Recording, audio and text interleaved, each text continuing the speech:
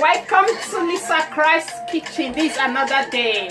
I'm so happy because I'm making my favorite food. Huh?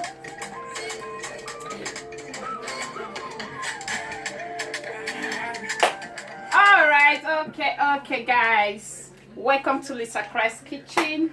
Thank you all my subscribers, all my viewers, everyone that's been sharing my video. I say thank you for doing that, but I still want you to do a lot more and more. Please try and keep helping me to share my video so that we can hit up to that much subscriber. We nearly 100. Please want to hit that more, please. You know, today I'm not taking much of your time. I'm making an African dish called plantain and owo, and these are the stuff I'm going to be using today. I'm going to be using onion. I'm going to be using onion, fresh tomato, plum. I've boiled my gizzard as well. I'm using more of fresh dried fish, and I've peeled our yam with palm oil. You know, that's what I'm going to be using today. Without taking much time, let's just crack on and blending of the tomato.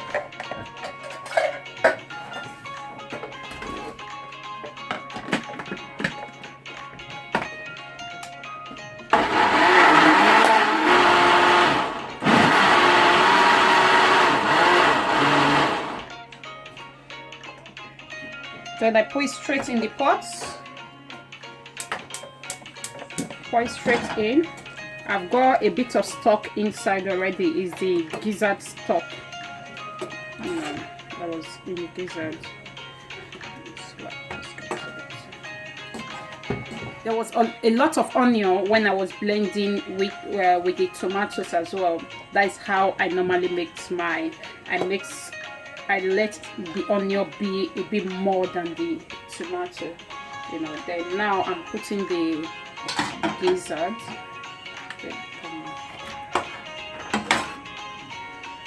And then to boil up together.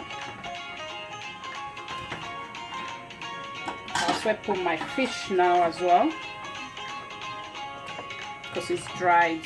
It's not the type that easily breaks.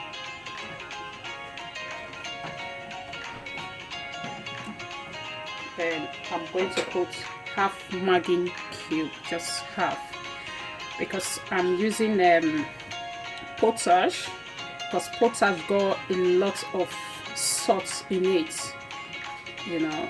Because if you put too much Maggi stock, any stock or salt, you put too much, it will make it a bit salty. You just have to put a little bit of Maggi stock, of Maggi cube and salt as well. I'm going to leave it now to boil.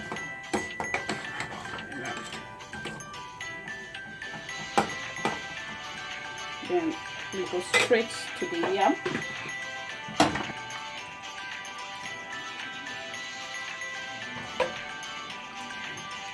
Water.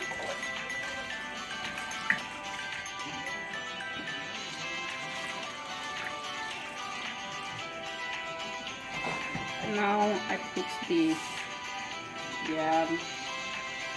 You might see that I'm boiling this yam in a different form today.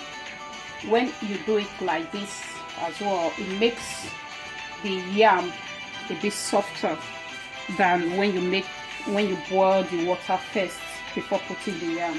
If you do it like this, it makes it really soft.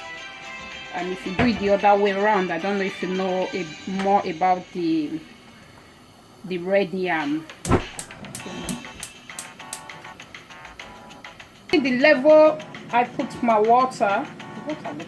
So now you just need to cover it up, cover your yam, and we leave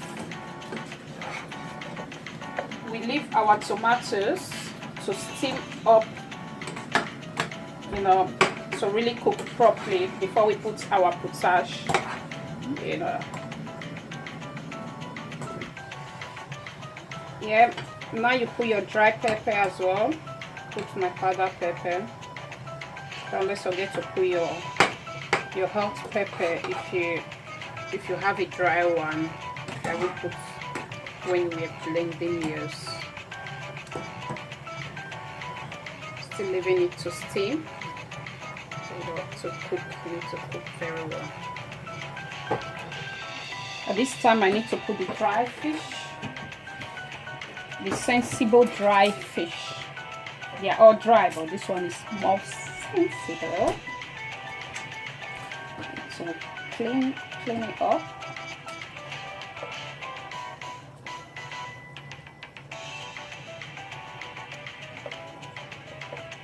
Rinsing them. Just add a bit of taste. Put it straight in. Move this one as well.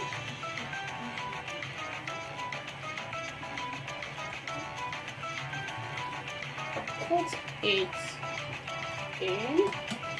Looks like we're going to have too much meat in here. Going to leave it in for some time. Leave it to soak so that the juice can go inside the gravy, because I'm still going to take them out before I put the oil in. Now put my stock fish now. I think I'm just going to put just one. So I open it a little bit to make sure inside is still fresh. There's more stuff inside. Yeah, put it in. Okay. Now it gets to the time I need to take all this my precious fish out and put the potage, because I don't want them to break. Still want to see them when I'm serving. Some people might be surprised that I didn't cover the sauce, the tomato sauce, when it was cooking. No, because if I cover it, make it a bit thinner, which you might call it watery as well, as when you put the account, it will take time for it to get thick. You know, that's why I don't cover mine. I have to put the potage inside now.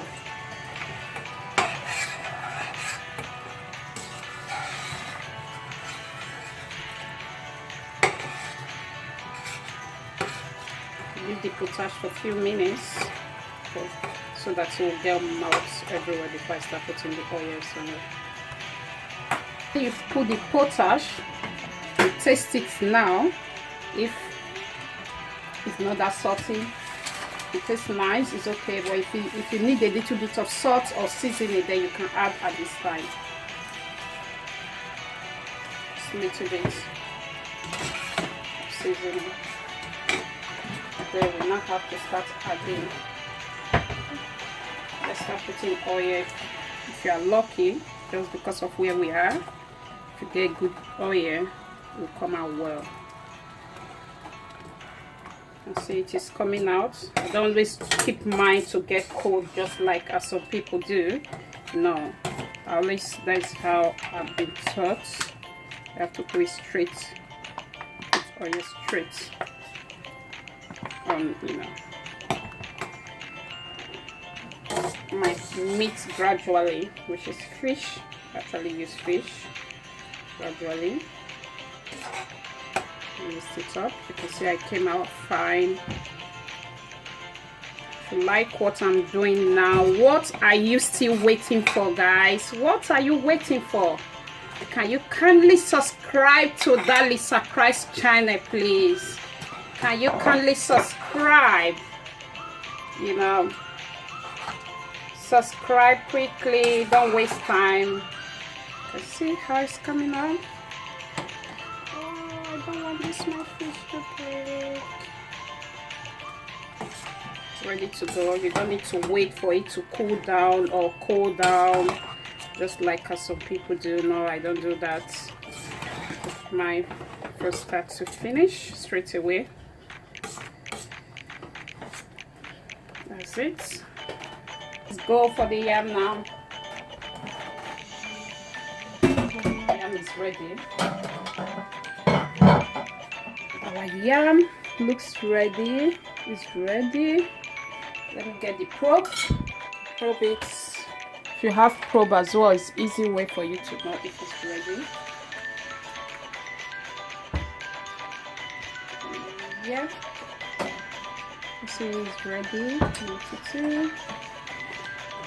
Yeah, it's ready.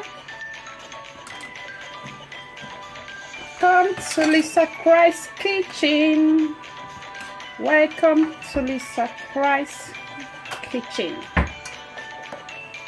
That is how I make my yam and owo. You see how thick it is. I need to take time for it to wait.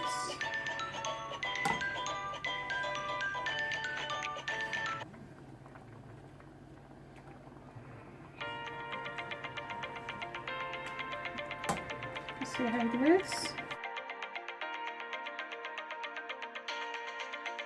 This is how I make my owo. Don't forget to take your potash out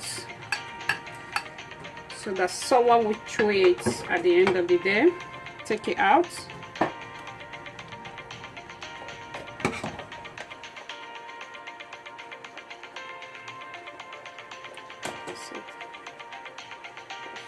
That is how I make my yam and owo. Easy as that. Please, if you like what you've seen today, why not subscribe? What are you waiting for that you haven't subscribed? Please subscribe to my YouTube channel if you love what you've seen today. How to make yam and owo. You know, let me give it a try. To see, please help me to share, press that notification bell so that you can get notified whenever I upload any video. That is so nice. I feel like too. Very nice. Very nice. Thank you for watching. Please subscribe and share. Thank you very much. Bye. Bye.